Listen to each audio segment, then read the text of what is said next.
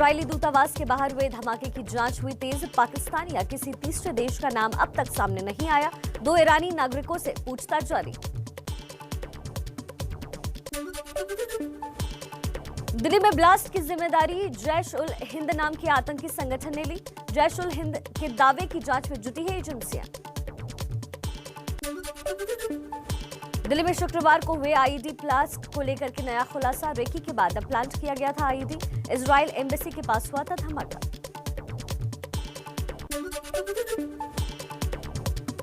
दिल्ली में इजरायली दूतावास के पास एक चिट्ठी भी बरामद की गई। सूत्रों के मुताबिक चिट्ठी में धमाके को ट्रेलर बताया गया।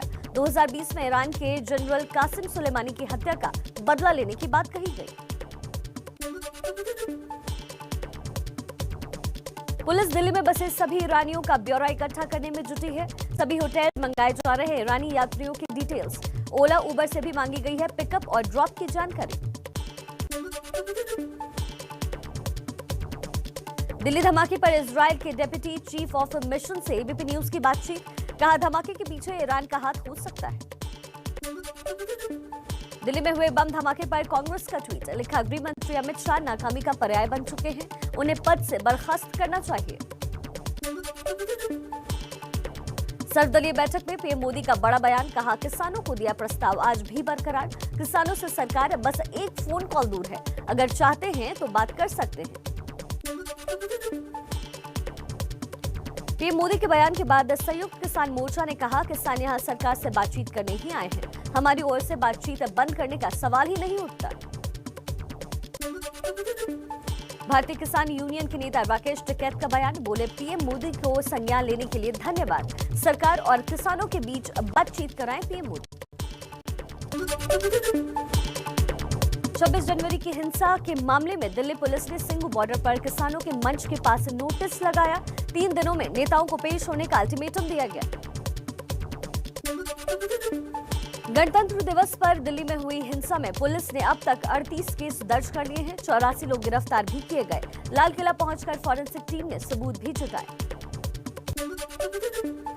26 जनवरी की हिंसा को लेकर दिल्ली पुलिस ने कसा शिकंजा। कांग्रेस नेता शशि थरूर समेत कई वरिष्ठ पत्रकारों के खिलाफ मुकदमा दर्ज किया गया। अकाली दल का दिल्ली पुलिस की एफआईआर के खिलाफ किसानों को फ्री कानूनी मदद देने का ऐलान। वकीलों के नंबर जारी किए गए। सिंघू बॉर्डर की हिंसा पर सिखों की धार्मिक भावनाएं आहत करने का लगाया गया आरोप। ट्रैक्टर रैली के दौरान हिंसा को लेकर दिल्ली पुलिस ने 1700 वीडियो क्लिप जुटाए। पुलिस ने लोगों से वीडियो और फोटोग्राफ्स भेजने की अपील भी की है।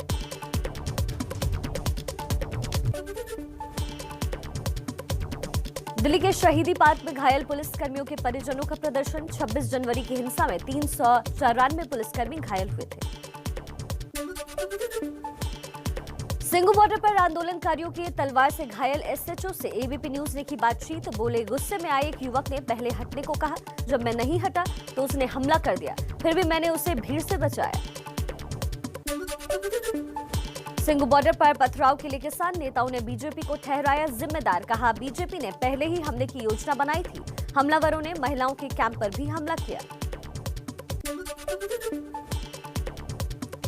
गांधी जी की पुण्यतिथि पर कृषि कानूनों के खिलाफ आंदोलन कर रहे किसानों ने मनाया सद्भावना दिवस। किसानों ने एक दिन का उपवास भी रखा।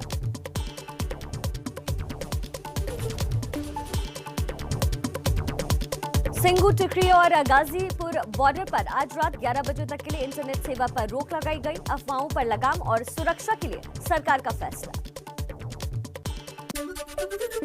हरियाणा के 17 जिलों में आज शाम 5 बजे तक बढ़ाई गई इंटरनेट सेवा पर रोक। अंबाला, कुरुक्षेत्र, करनाल, कैथल, पानीपत, जींद और रोहतक समेत कई जिले शामिल।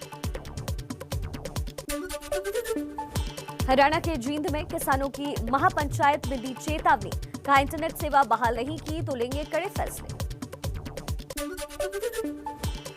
चंडीगढ़ में किसान नेता बलबीर सिंह राजेवाला ने लोगों से की आंदोलन में शामिल होने की अपील। कहा, हम युद्ध करने नहीं आए हैं, शांतिपूर्ण प्रदर्शन होना चाहिए। करनाल के बस्ताड़ा टोल प्लाजा पर फिर शुरू हुआ किसानों का धरना। आईएनएलडी नेता अभय चौटाला ने सरकार पर बोला हमला। किसानों के मन से भाषण देने वाले पहले नेता बने। पंजाब के गांव से फिर दिल्ली आने की तैयारी में किसान। संगरूर में पंजाबी एक्टर कर्मजीत ने वीडियो जारी कर दिल्ली जाने की अपील की।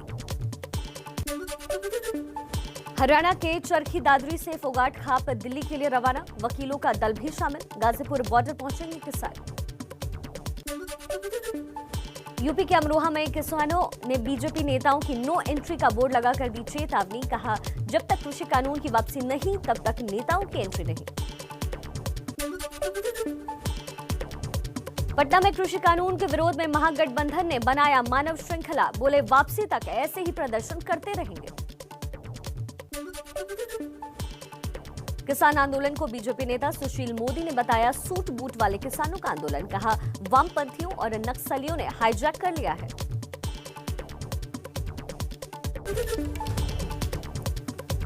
यूपी कृषि मंत्री ने किसान संगठनों पर साधा निशाना। बोले, सरकार ने किसानों को समझाने की बहुत कोशिश की, लेकिन कोई न समझ है तो उसका कोई इलाज नहीं है।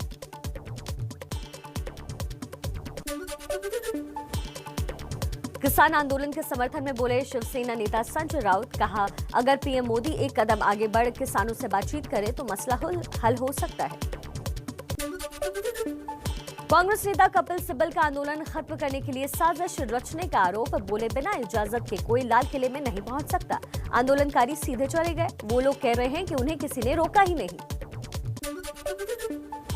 दिल्ली हिंसा के विरोध में हरियाणा के रेवाड़ी में बीजेपी कार्यकर्ताओं ने निकाली तिरंगा यात्रा। तिरंगे का अपमान नहीं सहेगा हिंदुस्तान के नारों से गूंजा रेवाड़ी। दिल्ली धमाके की वजह से आज हावड़ा रैली में नहीं जाएंगे गृह मंत्री अमित शाह। वर्चुअली संबोधित करेंगे। उनकी जगह स्मृति ईरानी और केशव प्रसाद मौर्य मौजूद रहेंगे। दिल्ली आने से पहले कोलकाता में बोली वैशाली डालमिया। कहा, आज दिल मेरा गा रहा है, रंग दे तू मोहे गे हुआ। बीजेपी में शामिल होकर लोगों के लिए काम करूंगी। टीएमसी में मौका ही नहीं मिला।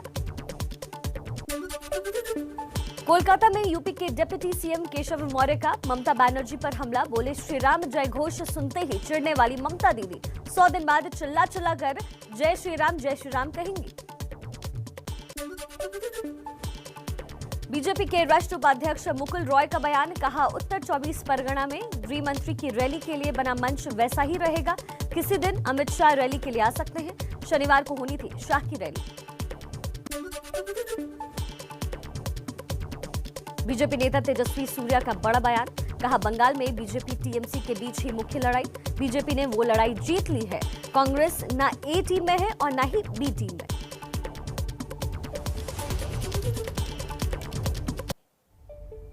कुछ और अहम खबरों का रुख कर लेते हैं अब तेज रफ्तार में। स्टेडियम में फिर लौटेगी रौनक। सरकार ने शर्तों के साथ दर्शकों की फुल एंट्री को मंजूरी दे दी है।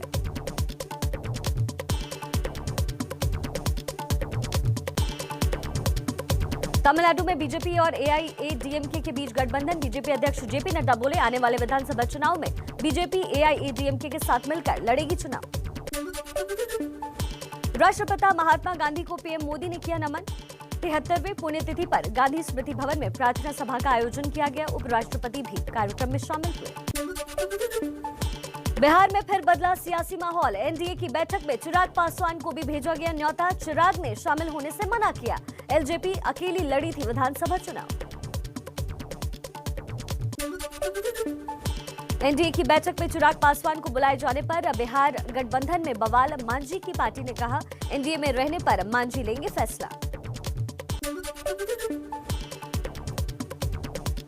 सर्वदलीय बैठक के बाद संसदीय कार्य मंत्री प्रहलाद जोशी का बयान। बैठक में तकरीबन सभी दलों ने लिया हिस्सा। विपक्ष ने लोकसभा में बिल के अलावा अन्य मुद्दों पर भी चर्चा की मांग की है। सरकार इसके लिए सहमत है।